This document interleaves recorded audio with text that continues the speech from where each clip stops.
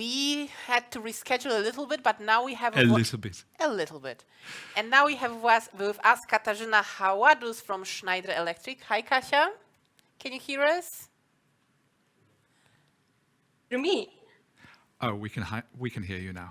That's now good. We can hear you. We've heard from Michalina about general perspective on building and executing strategy, and we'll have a chance to speak to you about your case study or your example from Schneider Electric. And that's my beloved question, and also important to me on my D&I strategy journey. It's to ask about motivation.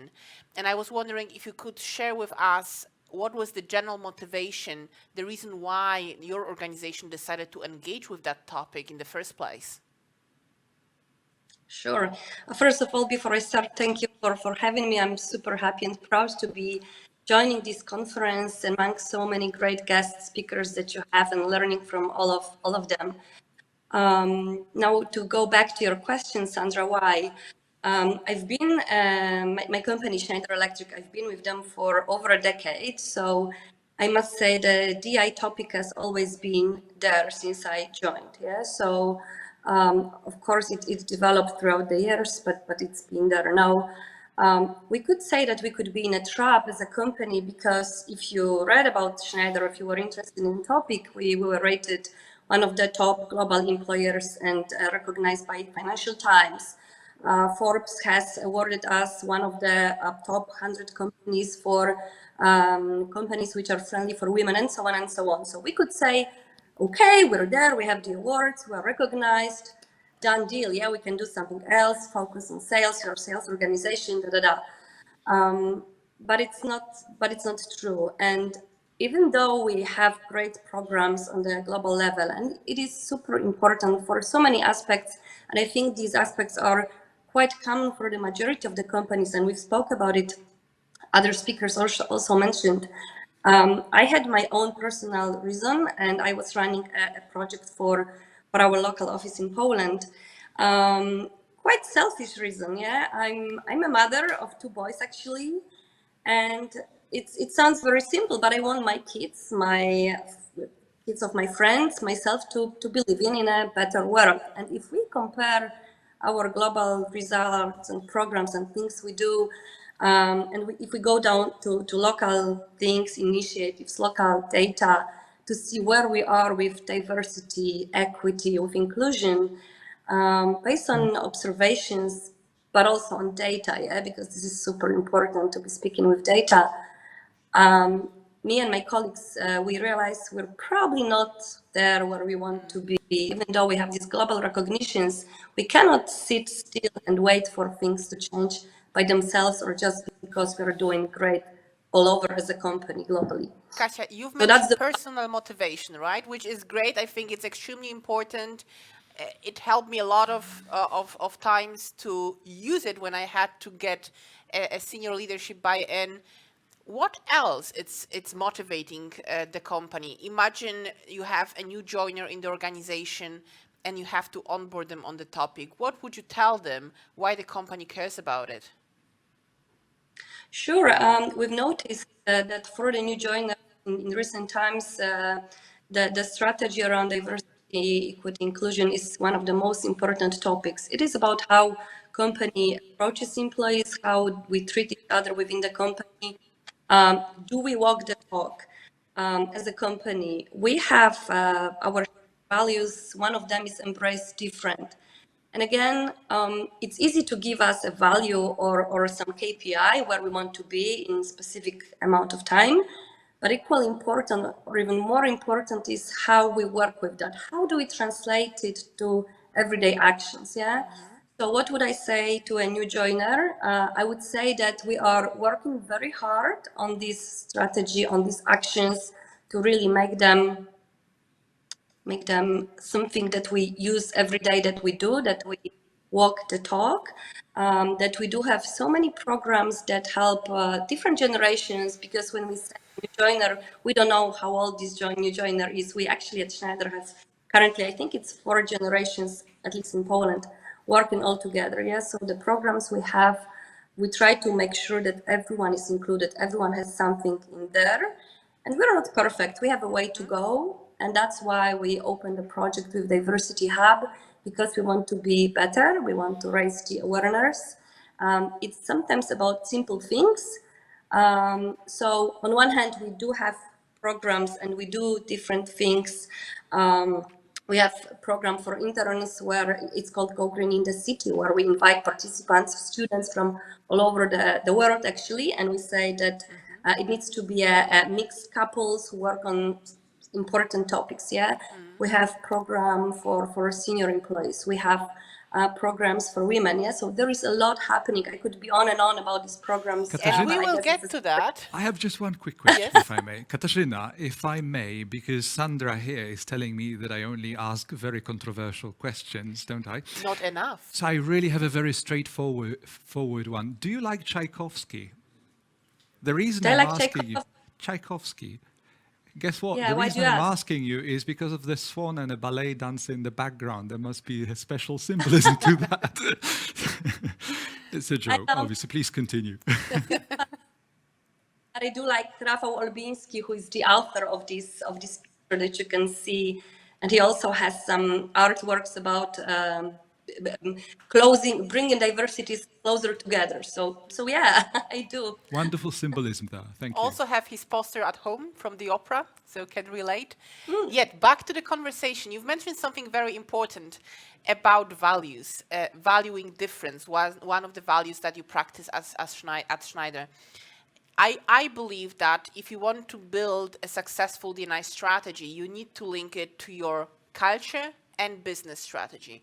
And linking it to your corporate culture through values, it's perfect. It's a perfect example. Can you tell us more about how you connect the D&I work with your values and behaviors you want people to exhibit in the workplace? Yeah, absolutely. One of the things I actually value Schneider Electric for is the values that we really live by. So it's not just one of the slogans that sometimes us in HR tend to use just to attract people or sound more sophisticated or more something, but it's really important to us. It's part of our essentials things that we do every year. It's also the values. It's not just embrace different that I said, but it's also another one, learn every day. It's not just about learning as learning how we understand it literally, but also learning from other person, learning from stranger. We say a stranger is another friend that we didn't meet yet. Going back to Schneider strategy, we have those values embedded in our annual performance review. So even though we are a sales organization, and you can imagine focus on sales targets the most, the values are equally important. And every year, at least once a year, but we encourage to do it more often, our leaders speak to their teams about how they actually live the values, how they represent them, what and how they do. And I think it's very a good way to raise the awareness, to show as a company that that these values are something meaningful to us, and that it's something that we really want our employees, our leaders to represent every day. Yes, and we're back to the topic of behavioral change and how to change behavior through changing system. That was quite of an exciting discussion a moment ago. So thank you for giving that example to us. Could you please kind of continuing that line of start with connecting the D&I strategy to the values, corporate values, walk us through the journey you had when building the D&I strategy for your organization, like almost step by step, what especially at the beginning, what have you done to establish that document? Okay, so okay, we have, of course, global strategy, as I said at the beginning, but I think equally important when you're in such a huge company, we have over 100,000 people, how do you translate the global strategy to local? Because local specificities may be totally different than what's at the top, yeah? So we wanted to understand where we are and how do we actually measure against our global goals and so on.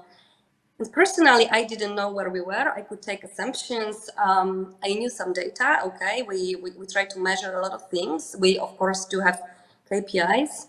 But at the same time, I said, okay, I'm not an expert. And I think it's good to reach out for help and not to be afraid of asking for support if you're not an expert and there are people who simply do it better. Yeah.